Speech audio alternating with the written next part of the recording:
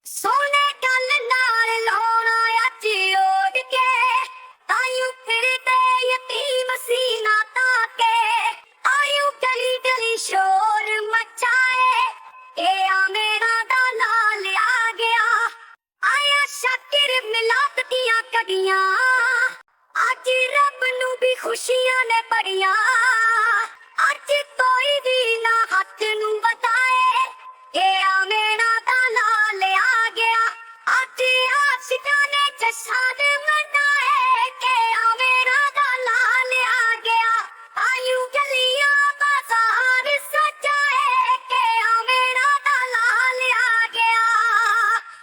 Like this video and subscribe Choti Dunya PK.